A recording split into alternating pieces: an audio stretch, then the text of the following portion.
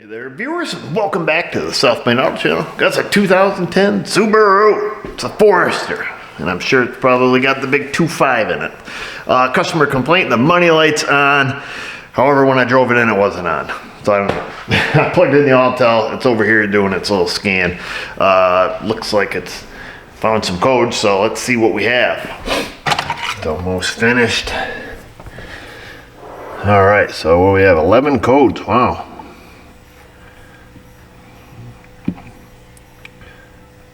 OSV, solenoid valve right fault.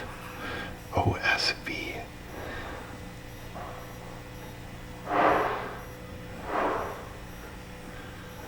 All right, so that's what we need to look at, this OSV. I'm drawing a blank right now, folks. Drawing a blank on the Subarus. Let's go generic OBD2. We always come here to keep the shenanigans at bay, to see if it's had a bunch of code clears before it's been brought here. And monitors are complete. Oops. Go back to where we were here. Monitors are complete, so that's good, and there is only one code. And it should be the same one there at 0026. I think that's their variable valveless system, isn't it? Yeah, intake valve, control solenoid circuit range, performance, P0026. Okay, let me look this up. Perhaps we have to drive it to get it to come on. Let's see, Subaru. So just looking in service data, it is the variable valve lift system that Subaru uses on the intake valve. These are the ones where the valve guide would migrate out of the head, and then, you know, low compression. So that was pretty common on these engines. What it does, variable valve lift diagnosis, yada, yada, yada. It uses an oil pressure switch to tell if this solenoid is working, is how this works. And this is what can set this code. It uses the status of this oil pressure switch, whether the oil pressure switch is on or off, depending on if the variable valve lift system is commanded on or off, and that's how it can tell whether or not it actually worked or that it opened. So this could be as simple as just a failed oil pressure switch. This is very similar to what Honda uses on their valve pause system, their VPS system, I guess it is. Yeah, nothing super exciting here. Let me see if I can find the data PID here. I don't think we're going to need any of this stuff unless there is something actually mechanically bad. Let me see if I can find the data here on the scan tool, and then we'll drive it to get this system to engage and disengage and see if it changes status. Or perhaps we can force run it here with a scan tool. I was kind of hoping it was listed under OBS. We'll see if we find something that pertains to the valve lift system. Oh, OSV. Did I? That's why we didn't find it. OSV. Let's see. How does it know it's a variable valve lift? That's the percentage of duty cycle. I wonder where the oil, it should have, I would think it would have a data PID for the pressure switches. I would have thought.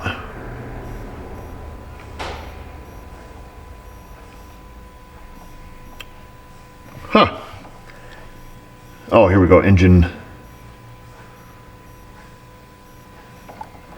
I would think this would be it here, engine oil pressure switch, because I would assume that's it. Oil pressure switch 1, oil pressure switch 2.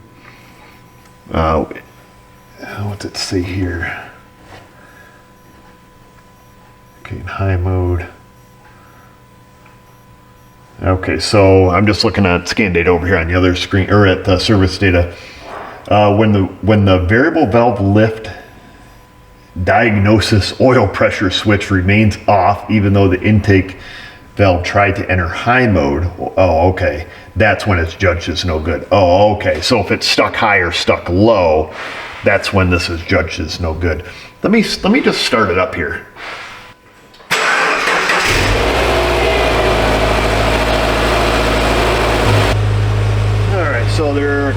rated right now at 17% duty cycle. Drawing a 1/4 amp. We'll switch it around. We need to get it to change status to see if see how it's working at the current time, I guess. Like I say, right now the light's off. I just pull outside. The thing's stone cold. Let's okay, she's starting to warm up here a little bit.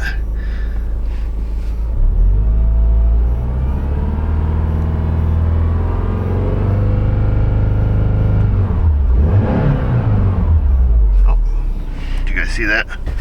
I just saw it. This one switched.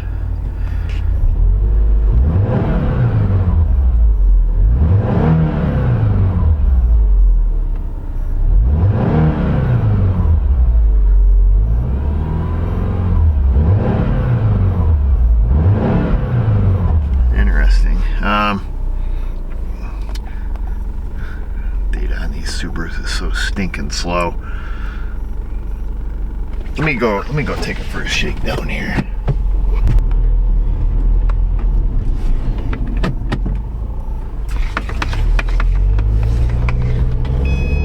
Oh yeah, so they both switched off there. Put off the gas, both on. Off.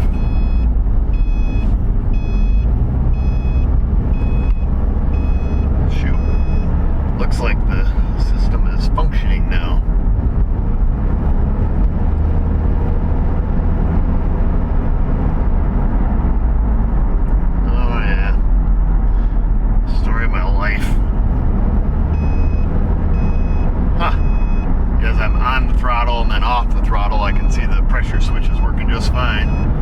Obviously the solenoids are working just fine. Well, let me go back and call this guy and find out what the story is with this thing. If it's been just intermittent or if he drives it for a certain amount of time. Because I mean, we could have a valve that's hanging up. We could have low pressure switches dying on us. All kinds of stuff. Well, it's working absolutely flawless at this point. Unlike his wheel bearings. Wouldn't be a Subaru unless the rear wheel bearings were screaming. Well, I'll go back and call him and see what the story is. It might be just a one-time isolated case that came on. Probably has an oil pressure switch going bad. Who knows? I don't know if you guys can hear me over the wheel bearings, but yeah, cannot get this thing to mess up. You know, cases like this are tough because, you know, what do? You know, just let the guy take it until the light comes on, until it's broke. A couple things we could do. We could look on Identifix to see what the top fix is,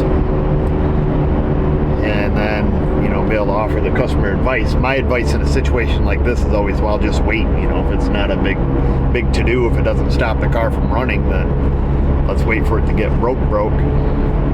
Because guesses can become expensive. By that I mean, like, if we look on Identifix and say, hey, it needs, you know, according to Identifix, you know, the valves all go bad, let's put new solenoid valves in it. And then we put it in. Most customers, I would say, would have amnesia at that point when the light came back on, and they would completely forget your conversation.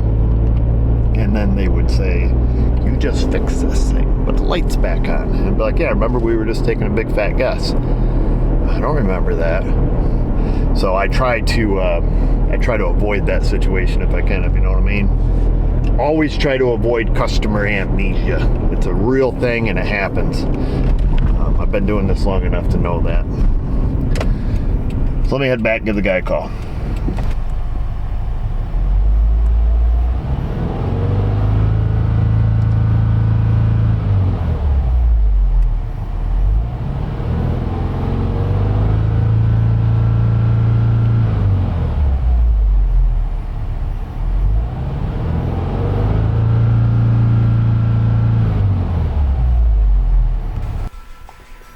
The only freeze frame data we're going to have is generic, so I don't know if that's going to help us much. At least we could tell if the car was warmed up or when it happened, to a certain degree anyways. Be nice if we had freeze frame data on the OEM side so we could see, like, you know, was it stuck at that point or what was the dealio? Oh, okay, so it was cold, 122 degrees, so we just fired it up. Was cruising down the road. It was cold outside. And that's about all we're gonna have. It was running for 2 minutes and 8 seconds. And that's pretty much it. We're not really gonna get any useful data from the freeze frame data. I guess before we call them, we'll go visual inspection. That oil pressure switch looks new on this one, relatively new. And this one does not. And I was having a problem with the right side. I wonder if he's had this issue before. Let me show you. See that oil pressure switch down there? That's for the left bank. That's the solenoid. And that's the pressure switch that verifies it. And then, you guys probably won't be able to tell from the video. Well, maybe we can see it over here. This one, right bank, that one's definitely older. Enhance, unenhance. See what I'm saying? Well, it's probably just a bad oil pressure switch intermittently. I think I've done these before. This is all coming. It's all coming back to me.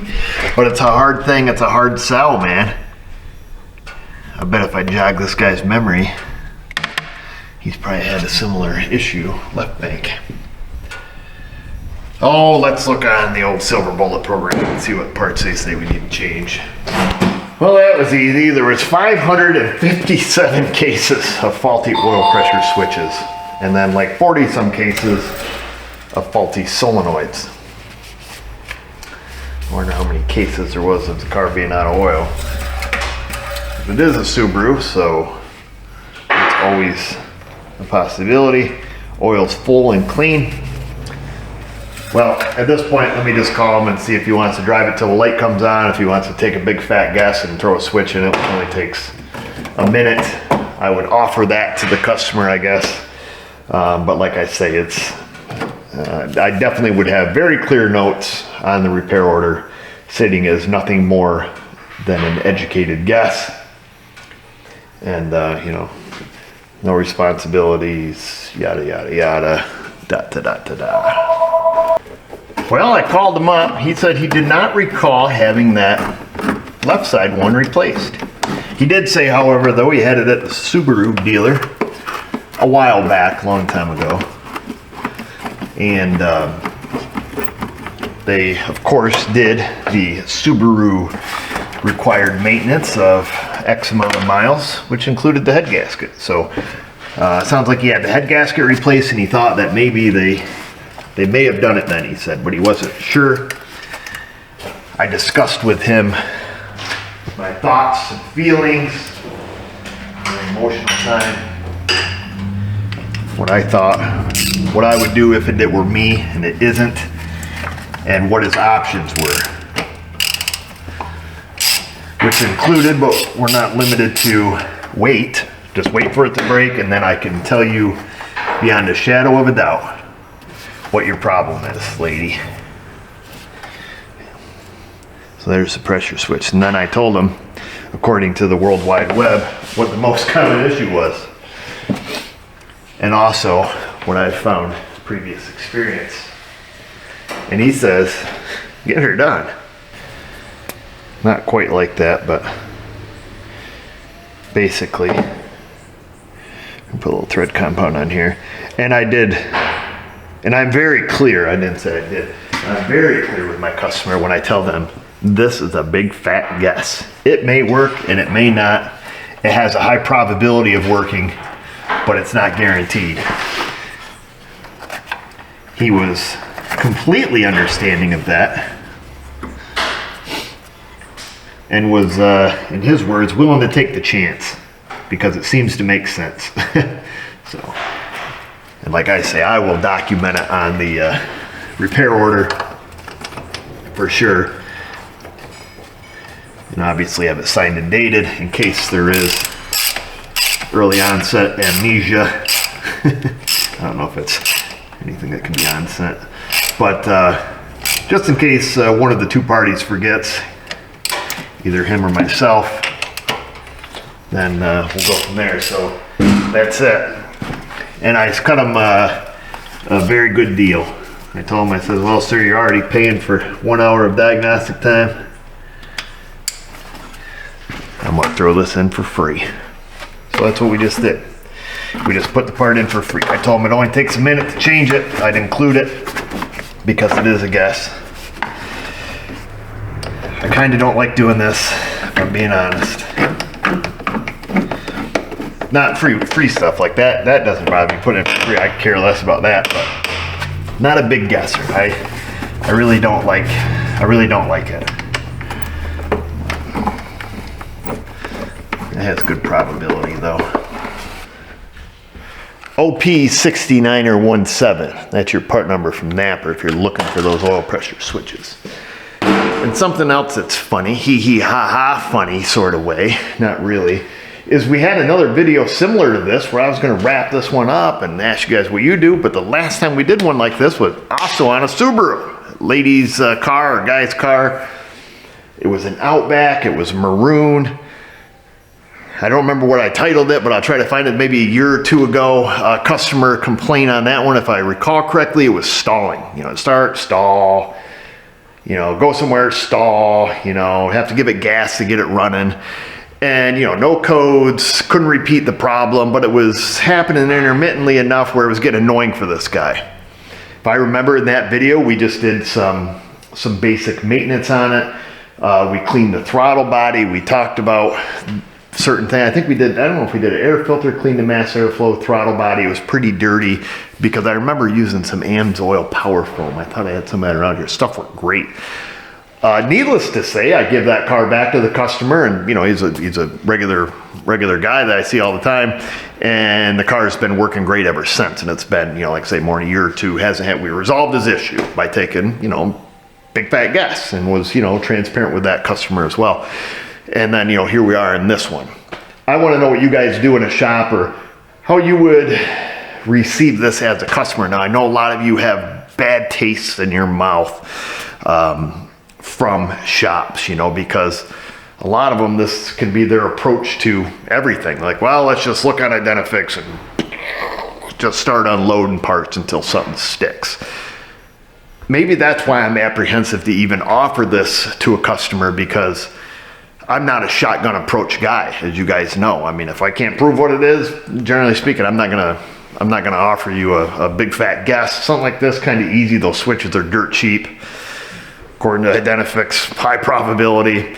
You know, there's a balancing point there. You know, the price of these switches is, you know, less than a half hour's worth of labor. Do you just chuck them in? You know, so how do you feel, or how do you handle this as a shop? You know, do you offer this option to your customer, you know, in hopes they don't get amnesia if something's wrong?